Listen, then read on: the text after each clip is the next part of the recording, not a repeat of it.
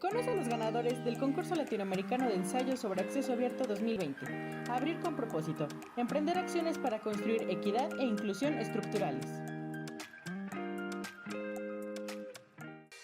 Los estudiantes, los académicos y el acceso abierto.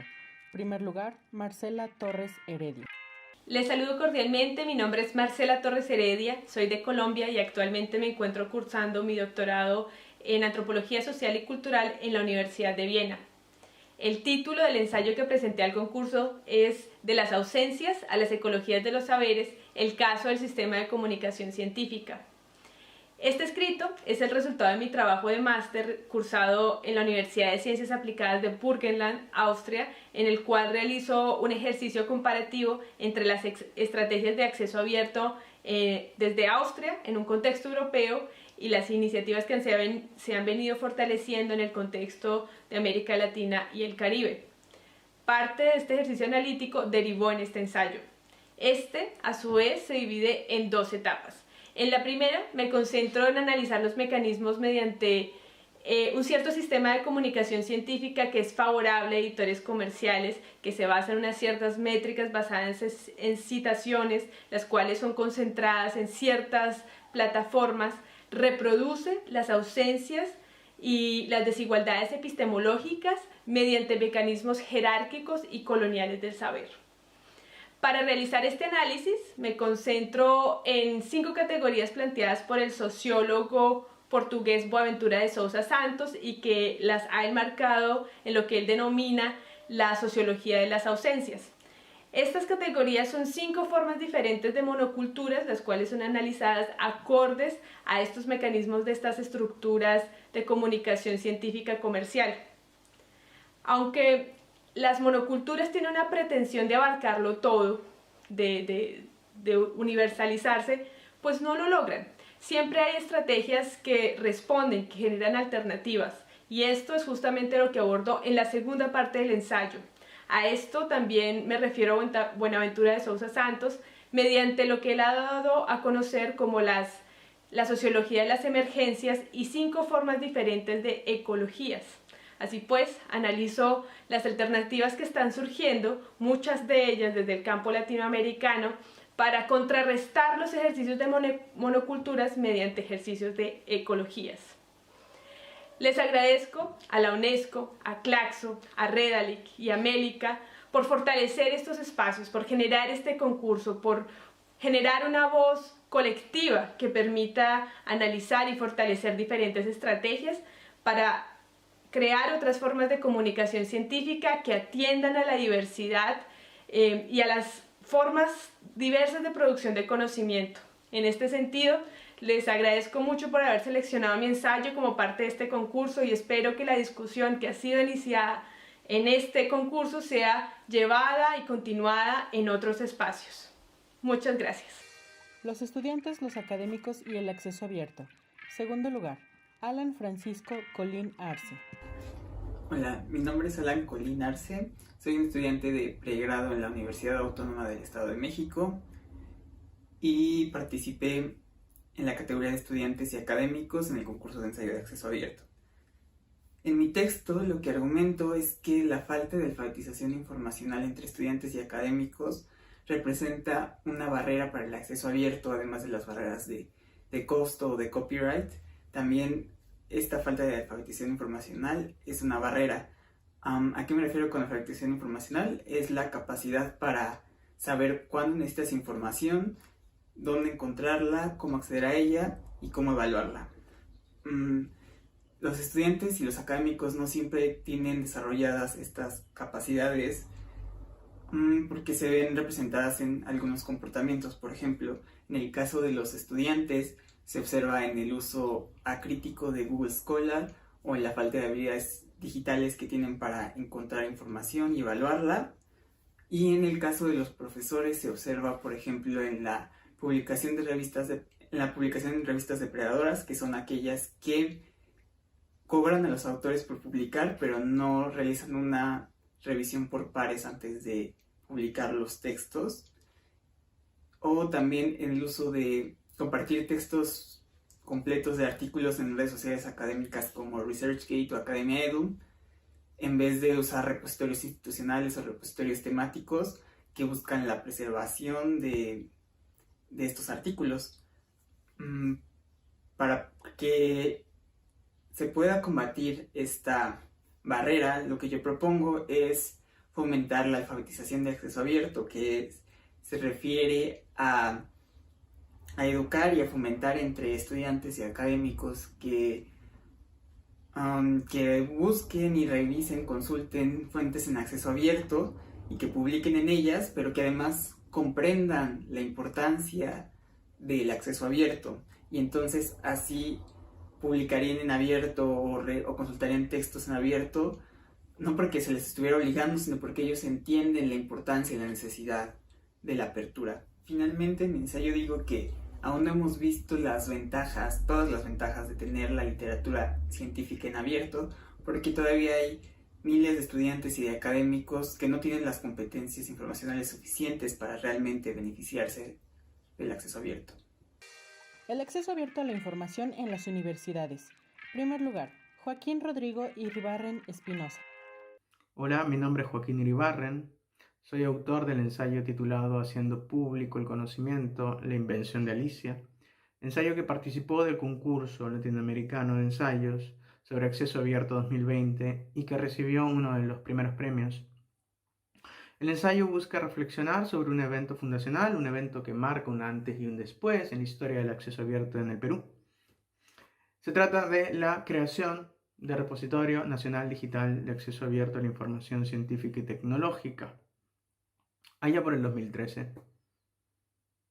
El ensayo intenta articular un conjunto de procesos, de escenarios, que entrelazados dan cuenta o explican cómo así se llegó a aprobar una ley que da origen al Repositorio Nacional de Acceso Abierto y que en el fondo responde a una pregunta axial y que ha motivado a muchos de los defensores del movimiento de acceso abierto en Latinoamérica y en el mundo. Me refiero así al conocimiento científico producido con financiamiento público debe ser libre, gratuito, abierto. Pues bueno, con la aprobación del proyecto de ley que crea Alicia, se da una respuesta positiva a esta pregunta. El ensayo, como dije, transita por varios escenarios. Una idea ingeniosa en la Universidad Nacional de San Marcos, una estrategia de cooperación regional llamada La Referencia, que impulsa la implementación de repositorios nacionales en una red, el debate que hubo en el Congreso en torno a la ley de creación de Alicia, y la gestión de la información y el conocimiento que se llevó a cabo en el Consejo Nacional de Ciencia y Tecnología con respecto a la implementación de repositorios institucionales en el país. Las conclusiones principales de este ensayo son 4. La primera es que Alicia, el Repositorio Nacional, actualiza un orden de la información federado y imagina una red de repositorios institucionales en todo el país, que será responsabilidad del CONCITEC movilizar y ayudar en su creación. La segunda idea o conclusión de este ensayo es que la creación de Alicia hace público el conocimiento, traza unos límites entre lo que es la voluntad privada y lo que es la responsabilidad o la regulación pública. Atrae a los críticos del acceso abierto al Congreso de la República para poder ponerlos a raya, para marcar las fronteras de lo que son los conocimientos de valor público. La tercera idea es que la creación de Alicia no acaba en el momento en que se da la ley. El evento fundacional ha de repetirse, tiene que continuar. Y eso se da a través de un proceso de migración de las antiguas plataformas que estaban instaladas en Cibertesis a otro tipo de plataforma de acceso abierto. Se caja negriza, es decir, se estabiliza una manera de hacer el acceso abierto, de implementarlo a través de estándares y protocolos. Y por último, se crea, a través de la implementación de Alicia, un actor red con derecho propio, cuya agencia, cuya capacidad para hacer público el conocimiento no distingue entre lo local, lo nacional, lo regional y lo global. Muchísimas gracias por premiar este ensayo y espero que los lectores disfruten de un trabajo que suma a un movimiento a favor del acceso abierto al conocimiento en el Perú y en toda nuestra región. La ciencia pública o privada. Reflexiones hacia la equidad y participación. Primer lugar, Juan García Hernández. Soy Juan García Hernández y de entrada me gustaría agradecer el espacio brindado, particularmente a los organizadores que hacen posible esta ocasión. Y bueno, para avanzar me complace compartir con ustedes algunos aspectos importantes de mi ensayo titulado Aproximaciones a una ciencia en común a partir del movimiento de acceso abierto. Subraya la importancia de ciencia en común, pues como veremos será el concepto medular sobre el cual se tejen las ideas principales del texto. Sin embargo, antes de continuar, me gustaría esbozar a grandes rasgos que el trabajo tiene como principal objetivo aproximarnos a la pregunta ¿cómo lograr una ciencia en común a partir de la defensa del Open Access en tanto movimiento? Responder dicha cuestión implica, por un lado, reconocer la ciencia como una actividad en común y, por otro, defender el movimiento de Open Access como una alternativa que pone en marcha una serie de principios que valen la pena ser dialogados en nuestro presente, con el fin de vislumbrar territorios y lugares que resignifican la producción de saberes más allá de la lógica de un mercado caracterizado por la reducción del mundo de vida en favor del mundo tecnificado. En virtud de este pequeño resumen, iré explicando una serie de argumentos para clarificar el modo en que traté de responder a la pregunta aludida. Como seguro podrán sospechar, la tesis a defender es el acceso abierto sigue siendo un movimiento que puede conducirnos a configurar una ciencia en común. La simpleza de la anterior proposición esconde un andamiaje conceptual que trataremos de desenvolver en tres partes. En el primer apartado nos aproximamos al interrogante ¿por qué hacer una ciencia en común en el siglo XXI? En virtud de esta guía damos paso a un argumento de carácter metafísico en donde intentamos tipificar a la ciencia más allá de las dos miradas hegemónicas que regularmente la definen, a saber el mercado y el Estado. Para muestra de aquel argumento metafísico les comparto un pequeño extracto. Sostener una relación única con nuestro habitar y sobre todo llevarlo a lo común, es decir, a los demás, describiendo así una ruta en donde la más extraña palabra puede nombrar lo más obvio y evidente, suprimiendo diferencias entre el vuelo de un ave y el aterrizaje de un avión. En suma, donde lo vivo no es lo calculable, donde la naturaleza no es más un recurso y lo artificial conviven armónicamente con lo natural. Allí en ese lugar donde la diferencia muta rumbo a la unidad primigenia que abandonamos cuando pisamos la tierra, surgen aquellas señales de nuestras pisadas. Solo entonces ese camino hollado puede transmitirnos un mirar que nos facilite la compleja labor de refundar un porvenir auténticamente vivo y sobre todo común. Posteriormente nos centramos en el concepto de lo común, definiendo el sentido que ocupa nuestro ensayo. Para lograrlo nos ocupamos de algunas propuestas de académicos como Jonathan Rowe o Elinor Ostrom. Además fijamos nuestra reflexión en atender la oposición que existe entre el mercado y el Estado, caracterizando el modo en que cada ámbito se vincula con los recursos. Para ello describimos en términos generales la importancia de hablar de recursos en común con el fin de superar la dicotómica relación entre lo público y lo privado, que más allá de traer y generar una riqueza comunitaria, la obstaculiza. En ese intersticio interrogamos el lugar que ocupa la ciencia contemporánea. En consecuencia, arribamos a un diagnóstico preliminar que fija la ciencia como una propiedad virtual, desplazando el lugar corpóreo que en otras épocas ocupaba. Para ilustrar esta situación nos enriquecemos de la perspectiva de varios académicos que trabajan en torno al marco conceptual del capitalismo cognitivo. Tras el anterior análisis, en la segunda instancia nos esforzamos en desplegar una serie de principios como pautas a seguir para la búsqueda de una ciencia en común. Entre estos principios encontramos en el movimiento de acceso abierto una alternativa para valorizar el conocimiento más allá de la valorización tecnificada. Entendemos dicho movimiento como el desarrollo y propagación de un conjunto de ideales, además de principios, que buscan producir un impacto en un determinado ámbito social.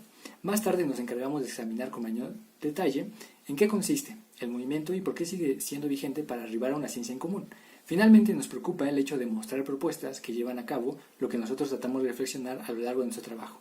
Y por ello mostramos algunas alternativas, entre las cuales destacamos el proyecto de Francis Pinter, quien nos enseña a poner en marcha los ideales de una ciencia en común en la medida en que rebasa las fronteras del mercado, estableciendo un modelo autónomo que favorece a instituciones y autores. creando así un horizonte donde es posible tejer lazos para crear un proyecto sostenible y en favor del beneficio comunitario.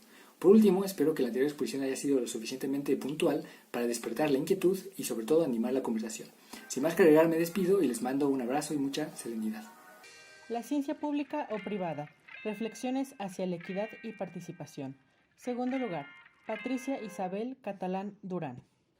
Hola, mi nombre es Patricia Catalán, estudiante del programa de Sociología de la Universidad del Atlántico. En el día de hoy expondré las principales ideas del mi ensayo titulado El acceso abierto, una apuesta por un modelo participativo contrahegemónico. Si bien el acceso abierto ha sido considerado como una herramienta propicia para la reducción de las desigualdades sociales y económicas en los países, también considero que el acceso abierto es una apuesta que, contrario, que subvierte el orden de un modelo neoliberal de producción científica. Y lo subvierte en la medida en que promueve que los ciudadanos puedan tener acceso a la información sin necesidad de pagar por leer un artículo científico o pagar por tener acceso a cierto cúmulo o bases de datos, lo cual es ampliamente promovido. O sea, el pagar por acceder a un artículo científico es ampliamente promovido por ciertas bases de datos internacionales, pero que si lo comparamos con los repositorios regionales de información que tenemos como Redalyc y LatinDesk, podemos considerar que dichos repositorios promueven el acceso abierto.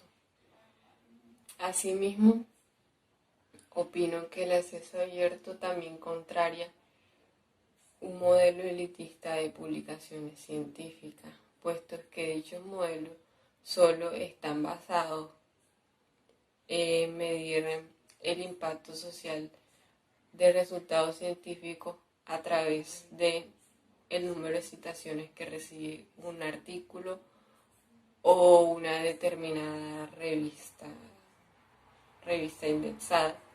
Sin embargo, ello hace que se dejen por fuera o no se consideren ciertos artículos producidos mediante una ciencia modesta que han tenido impacto en comunidades locales para satisfacer ciertas necesidades sociales y problematizarlas. Por ello, el acceso abierto permitiría que dichos artículos tengan una mayor visibilidad en bases de datos y en repositorios. Por otro lado, considero que el acceso abierto permite y promueve la apropiación social del conocimiento, así como una democratización del conocimiento, lo cual nos ayuda a construir ciudadanías activas, crítico-pensantes y empoderadas, que con ayuda del acceso abierto y de programas de formación para la utilización adecuada de estos recursos puedan transformar sus realidades. Políticas de acceso abierto en las universidades. Primer lugar, Emiro Alfonso Colina Medina. Les saluda Emiro Colina desde Venezuela. Seguridad ciudadana y acceso abierto. UNES, Ruta Democrática en Políticas de Investigación, es un planteamiento que discurre en torno a la producción de investigaciones sobre temas de orden social, político, cultural, institucional y estatal. La Universidad Nacional Experimental de la Seguridad es una casa de estudios especializada en seguridad ciudadana. Su comunidad de investigadores, constituida por docentes, estudiantes, funcionarios en general, crea su programa de intervenciones y lectura hacia el afuera plural, tenso e interpelante. La UNES también es un espacio que se funda en el compartir de saberes, en el ejercicio crítico, analítico de los actores sociales. En ese sentido, El acceso abierto es vital como política universitaria. El acceso libre y gratuito de toda la comunidad científica a los productos intelectuales que nacen en el seno de la universidad, de la UNES, y que son el reflejo del devenir de la seguridad ciudadana a través de sus actores. Políticas de acceso abierto en las universidades. Segundo lugar, Luis Ernesto Paz Enrique. Hola, ante todo un cordial saludo. Mi nombre es Luis Ernesto Paz Enrique, soy profesor e investigador asistente de la Universidad Central Marta Abreu de las Villas en Cuba y fui ganador del segundo lugar del concurso latinoamericano de ensayos sobre acceso abierto 2020 en la categoría de políticas de acceso abierto en las universidades. Tengo el orgullo de ser la única representación de Cuba y el Caribe entre los premiados. Participé en el concurso con el ensayo Acceso Abierto en Latinoamérica, iniciativas y políticas científicas universitarias para su potenciación, cuyos objetivos se centraban en primer lugar en identificar las características de las políticas científicas latinoamericanas en torno a la socialización de la ciencia y examinar las iniciativas de acceso abierto llevadas a cabo en Latinoamérica para la emancipación y democratización del conocimiento en la región. El estudio parte de que en Latinoamérica tiene una escasa presencia en las llamadas bases de datos de impacto o de corriente principal y que las políticas científicas de la región son potenciadoras fundamentalmente desde las universidades y se centran en la publicación de artículos de revistas de corriente principal. Como forma de contrarrestar la hegemonía del paper, varias universidades han creado iniciativas basadas en el principio del acceso abierto y cuyo propósito es la democratización y puesta en valor del conocimiento producido en la región. En el ensayo se demuestra el desarrollo de la ciencia y la tecnología y la innovación en América Latina que ha ido de la mano del Estado y que por lo tanto el trabajo científico más consolidado se produce generalmente en el entorno académico. Se identificaron las principales iniciativas latinoamericanas para potenciar el acceso abierto a la información y al conocimiento, destacando a CLASE, Periódica, Redali y Latindec de origen mexicano, Publidec y Colciencias de Colombia, y la iniciativa con mayor relevancia, el proyecto Ese Cielo, liderado por Brasil. Las instituciones donde se han desarrollado estas iniciativas han tomado el principio del acceso abierto a la ciencia y al conocimiento como un derecho a todas las personas. Quiero agradecer por esta iniciativa a las instituciones convocantes, la UNESCO, Amelica, Redalic, Claxo y la Universidad Autónoma del Estado de México, y dedicar este premio a todos mis colegas y familiares por el apoyo brindado. Este premio constituye además un estímulo para continuar abogando por el acceso abierto a la información y al conocimiento científico. Muchas gracias. Políticas de acceso abierto en las universidades. Tercer lugar, Juan Alfonso Cruz Vázquez. Hola, buen día. Mi nombre es Juan Alfonso Cruz Vázquez. A grandes rasgos, mi ensayo titulado Etos académico y ciencia abierta en el siglo XXI, hacia la construcción de subjetividades científicas inclusivas mediante la diplomacia y la democratización del conocimiento, aborda la necesidad de construir comunidades científicas, académicas y de la sociedad civil mediante procesos diplomáticos que pugnen por el acceso abierto a cualquier producción académica y científica que democratice el conocimiento y permita desarrollar o apuntalar mejores condiciones para la toma de decisiones sociopolíticas en un marco de equidad e inclusión estructural, tanto a nivel latinoamericano como a nivel mundial. Así, para finalizar esta presentación, quiero agradecer a las instituciones organizadoras de este certamen por hacerme acreedor a una distinción en el concurso latinoamericano de ensayos sobre acceso abierto 2020. Muchas gracias. Acceso a la información e inclusión de grupos vulnerables. Primer lugar, Esther Bravo Gobea. Hola a todos, mi nombre es Esther Bravo Gobea y gané el primer lugar en la categoría Acceso abierto a la información e inclusión de grupos vulnerables, con el ensayo titulado El acceso abierto a la información e inclusión de grupos indígenas desde la perspectiva de los bienes comunes. Bueno, mi ensayo comienza reflexionando sobre la importancia del acceso abierto a la información para grupos indígenas, partiendo del entendido de que la información es un bien común y que el derecho a la información es fundamental para el ejercicio de diversos derechos políticos, sociales y culturales. El ensayo comienza resaltando la importancia de la información a lo largo de la historia. Después se problematiza la necesidad del acceso abierto a la información y al final se introduce la perspectiva de los bienes comunes y la inclusión de grupos indígenas. Algunos aspectos relevantes del ensayo es que la idea de los bienes comunes permite reconocer a la información y el conocimiento dentro de un marco de gestión comunal y de participación social vinculada al bienestar colectivo. Esta idea es interesante si se piensa que la información no se imaginaba bajo el control de sus propias comunidades, sino que solamente podía estar bajo lo público o bajo lo privado.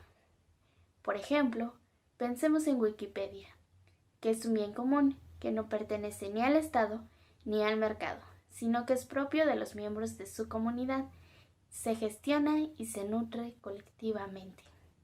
Entonces, el enfoque de los bienes comunes trae elementos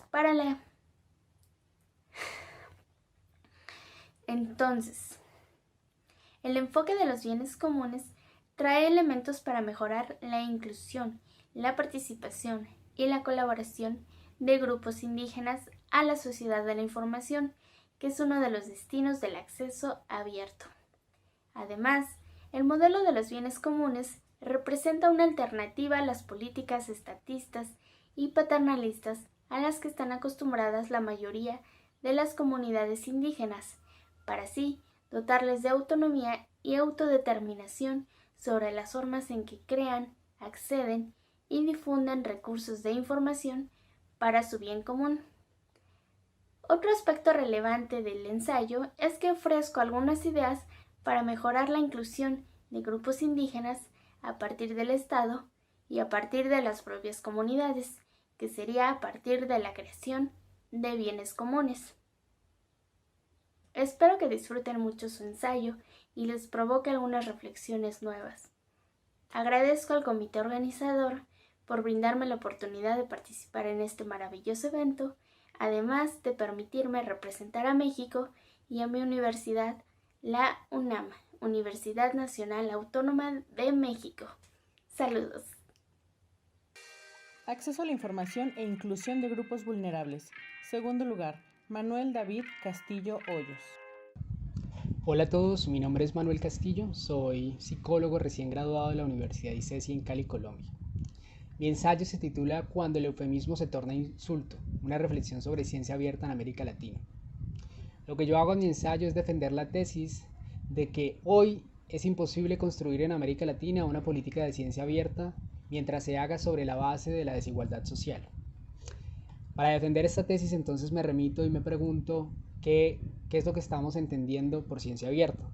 Y entonces me remito a la definición de Budapest Open Access Initiative y la critico porque esta definición asume que de entrada todos los ciudadanos del mundo tenemos acceso igualitario a Internet, a electricidad, a las tecnologías que nos permiten navegar Internet y por supuesto a la educación que nos permite entender la ciencia y navegar todos estos servicios. Claramente cuando esta definición se choca con la realidad del continente latinoamericano, en donde todavía tenemos millones de analfabetas, en donde tenemos a millones de niños, niñas, jóvenes y adolescentes excluidos del sistema educativo, donde tenemos a millones excluidos de los servicios de Internet y de acceso a tecnologías que permitan navegarlo, esta definición se torna inútil y se torna insultiva. Entonces, a partir de ahí yo defiendo la tesis de que hablar de acceso abierto en América Latina es usar el término como un eufemismo que quiere ocultar una realidad vergonzante, y es que en América Latina la ciencia es de carácter abierto, pero solamente o exclusivamente para el sector ya privilegiado de la información. Es decir, cuando nos planteamos hacer la ciencia de carácter abierto en el Internet público, ese carácter abierto solamente va a ser para las personas ya privilegiadas, es decir, ya educadas en el idioma de la ciencia, que ya tienen acceso a Internet, que ya tienen acceso a computadores, que ya tienen acceso a electricidad y que ya están en el sector más cómodo de la sociedad, pero nos olvidamos de los millones que dejamos por fuera.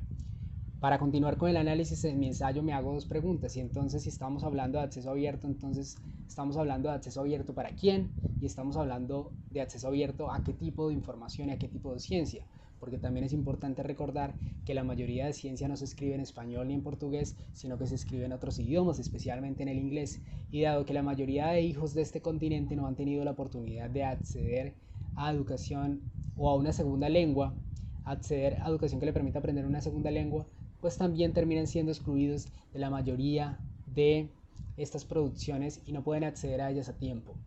Es por ello que yo defiendo la idea de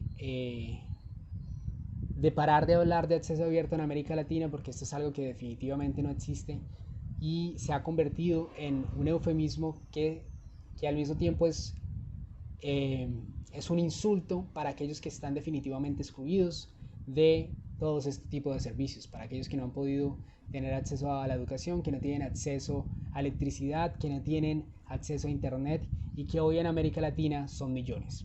Es por ello que esa es mi invitación, y es a detener el uso del eufemismo y a empezar a construir una América Latina que asegure estos servicios básicos para todos. Muchas gracias. Acceso a la información e inclusión de grupos vulnerables. Tercer lugar, Noel Isaí Reyes Escobar. Un saludo cordial para todos y todas. Mi nombre es Noel Isaí Reyes Escobar. Soy estudiante de licenciatura de la Universidad de San Carlos de Guatemala.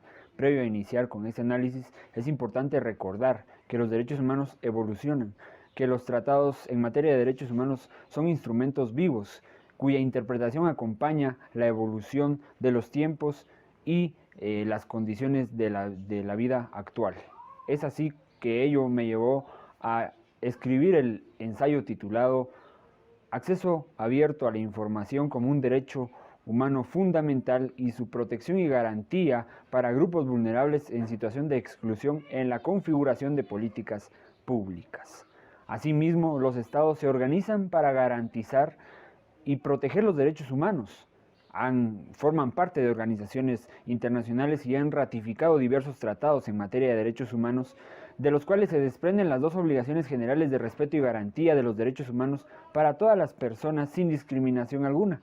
Pese a ello, existen grupos vulnerables que por su condición política, económica, social, son excluidos y presentan mayor riesgo de vulneración de derechos humanos. Asimismo, se ha establecido el derecho a la ciencia, que involucra no solo la participación, sino que el beneficiarse de la ciencia, lo que permite establecer que el acceso abierto a la información científica constituye un derecho humano que se desprende del derecho a la ciencia y en especial del derecho a la ciencia abierta, cuyo contenido ha sido impulsado por la UNESCO, que ha establecido que tanto los datos, conocimientos como mecanismos deben estar disponibles de manera libre y deben ser accesibles para todos. Por lo tanto, se permite establecer el carácter de derecho humano del acceso abierto a la información científica y debe ser relacionado y analizado conforme al principio de igualdad y no discriminación, estableciendo y considerando las principales circunstancias, necesidades y limitaciones de los grupos vulnerables, entiéndase, niños y niñas, mujeres, pueblos indígenas, personas en situación de movilidad humana, entre otros grupos vulnerables que comparten como elemento común la falta de acceso a mecanismos, herramientas e instrumentos tecnológicos que permitan el acceso a conocimiento científico en material que está en acceso abierto a la información científica. Por lo tanto, los estados deben adoptar las medidas legislativas, administrativas, presupuestarias o de otra índole para garantizar el pleno goce y disfrute del derecho de la educación científica, a la ciencia abierta y el acceso abierto a información científica. Y el Estado debe garantizar en su conjunto los derechos humanos. Muchas gracias. Acceso a la información e inclusión de grupos vulnerables. Tercer lugar, Samara Pereira Gonzaga dos Santos. Meu nome é Samara, eu sou estudante de Direito na Universidade Estadual de Santa Cruz, no Brasil. Primeiramente, eu gostaria de agradecer pelo meu ensaio ter sido um dos selecionados. O meu trabalho tem como título E-Acessibilidade, Mudanças no Acesso à Informação para a Inclusão de Pessoas com Deficiência Visual no Brasil. É notório que nos dias atuais discute-se a importância da popularização da informação. Entretanto, é pertinente lembrar que uma informação ser considerada acessável, ou seja, estar disponível, é diferente de ser acessível, capaz de ser utilizada por todas as pessoas. Nesse sentido, eu proponho que repositórios e revistas online adaptem seus sites para que pessoas com deficiência visual possam se beneficiar dos conteúdos acadêmicos e científicos ali dispostos. Outra questão que eu considero pertinente é a criação de centros de ensino de informática para que as pessoas com deficiência visual possam aprender a utilizar a internet de modo autônomo. Ainda há que se falar que elas precisam também ser incentivadas a produzir conteúdo. Elas não devem ser meras receptoras, mas capazes de criar novos conteúdos através do conhecimento adquirido. Por fim, ambientes como livrarias e bibliotecas que se utilizam de máquina para que as pessoas possam procurar informações e livros ali, precisam também adaptar suas máquinas com o uso de linha de braille para que as pessoas com deficiência visual possam ter acesso sem precisar de qualquer auxílio. Dessa forma, eu acredito que elas vão estar não somente ampliando o conhecimento, mas melhorando sua vida em diversos aspectos, inclusive o profissional.